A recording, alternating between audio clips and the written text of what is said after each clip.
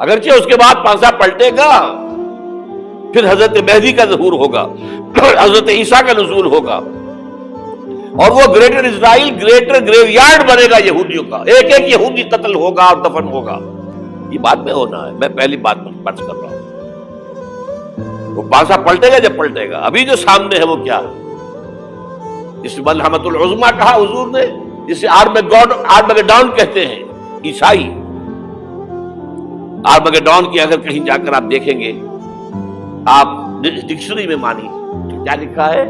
A very big war which will be fought between the forces of evil and good before the end of this world.